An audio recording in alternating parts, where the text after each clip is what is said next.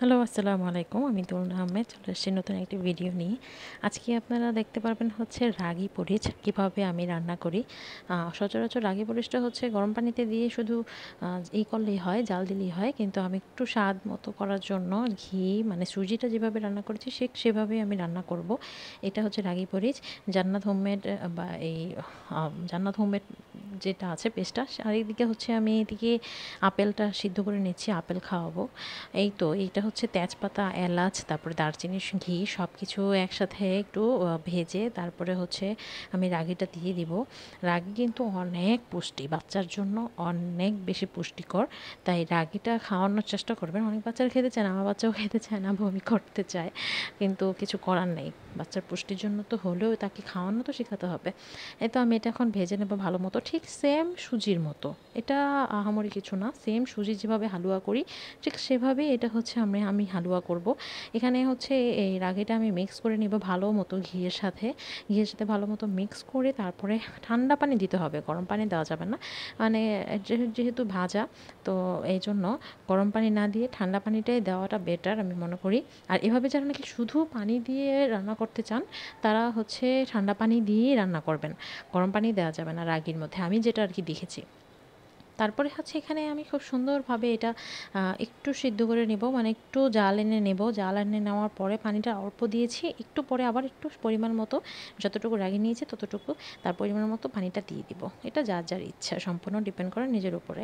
এই তো রাগিটা হচ্ছে অলরেডি কিন্তু একটু বাদামের, মানে বাদাম না সরি, এটা হচ্ছে খেজুরের মতো কিন্তু আপনার দেখা যাচ্ছে, খেজুরের মতোই হয়ে যাবে। কেউ কেউ হচ্ছে, আমি আজকে মানে খেজুর মিক্স করব, কেউ কেউ খেজুর মিক্স করতে পারেন, কেউ চাইলে কলা মিক্স করতে পারেন, কেউ তাল মিষ্টি মিক্স করতে পারেন, যার যেটা ইচ্ছা মিষ্টি স্বাদ আনার জন্য আপনারা যেটা ইচ্ছা সেটা মিক্স করে নেবেন। তো আমি এখন হচ্ছে রাগিটার মধ্যে একটু পানি দিয়ে তারপরে সুন্দর মতো জাল করে নেব। তারপরে হচ্ছে এখানে সুন্দর মতো জাল করে নিচ্ছি। এই তো হচ্ছে এটা মানে অনবরত কন্টিনিউয়াসলি এগুলো নাড়াচাড়া করতে হবে। কারণ এটা লেগে যায়। নিচ দিয়ে লেগে গেলে কিন্তু একটা একটা কিরকম যেন একটা দলার মতো পেকে যায়। সেটা কিন্তু বাচ্চা খেতে পারবে না, বমি করে ফেলবে। তাই এটা কন্টিনিউ আপনার হচ্ছে নাড়াচাড়া করতে হবে। এই তো ঘন করে হয়ে চলে আসছে, প্রায়ই ঘন হয়ে গেছে। এর মধ্যে যেহেতু আমি আরও কিছু মিক্স করব, তাই আমি বেশি একটা এটা ঘন করব না। আর বাচ্চা যেহেতু এখন ১০ মাস, আল্লাহর রহমতে মাশাআল্লাহ ১০ মাস চলছে। তো এখন হচ্ছে ওর জন্য একটু ভারী ভারী খাবার আমি দেওয়ার চেষ্টা করছি, একটু দানা দানা, মানে আমি তো সবসময় দানা দানাই দিই, কিন্তু আর একটু দানা দানা দেওয়ার চেষ্টা করছি। এই তো এটা অলমোস্ট হয়ে গিয়েছে। ঠান্ডা হওয়ার পর কিন্তু সেটা আরও ভারী হয়ে যায়। যখন নাকি চুলাতে থাকে তখন কিন্তু দেখা যায় যে না, পানি পানি। প্রথম আমি যখন রান্না করতাম না, তখন এই জিনিসগুলো আমার খুব মিস্টেক হতো। আমি ভাবতাম যে না, আরও জাল দিতে হবে, আরও জাল দিতে হবে, এভাবে জাল দিয়ে একদম ভারী করে ফেলতাম, বাচ্চা বমি করে ফেলতো। তো আমি হচ্ছে সব এলাচ, দারচিনি যেগুলো দিয়েছিলাম সেগুলো উঠিয়ে ফেলে দিয়েছি, যাতে সার্ভ করতে ওগুলো আবার ওঠাতে না হয়। আমি হচ্ছে এটা জাল দিয়ে বাস, এই তো ভারী হয়ে এসেছে। এটা ঠান্ডা হলেই ভারী হয়ে যাবে। আর এখানে হচ্ছে বেশি ভারী করতে গেলে আবার বাচ্চা বমিও করে দিতে পারে, যেহেতু স্টার্টিং এখনও হয়নি ওর ভারী খাবার।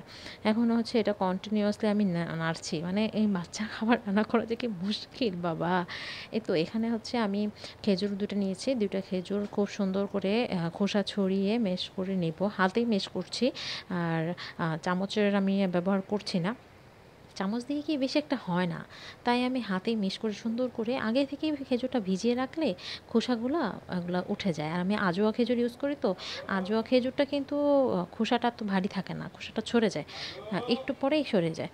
তাই এ কারণে খোসাটা মানে সরানোর জন্য, শীঘ্রই সরানোর জন্য, দ্রুত সরানোর জন্য আপনারা হচ্ছে আগে থেকে ভিজিয়ে রাখতে পারেন।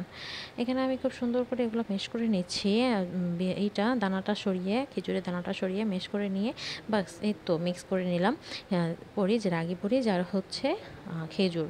মানে রাগী পরিজটা আমি যতটুকু নেটে ঘাটাঘাটি করেছি, এটা বাচ্চাদের জন্য হোক, বড়দের জন্য হোক, অনেক বেশি পুষ্টিগুণ নিয়ে ভরপুর। তাই আমি চেষ্টা করি বাচ্চাকে যতটুকু সম্ভব পুষ্টিগুণ খাওয়াতে। পুষ্টিগুণ যেন সে পায়। এখন হচ্ছে বাকিটা আল্লাহর ইচ্ছা। এটা তো আর আমাদের উপরে না। কিন্তু যতটুকু চেষ্টা করা সেটা তো চেষ্টা করতে হবে। তো থ্যাংক ইউ সবাইকে। ভালো লাগলে অবশ্যই লাইক, কমেন্টস করবেন। ধন্যবাদ। আসসালামু আলাইকুম।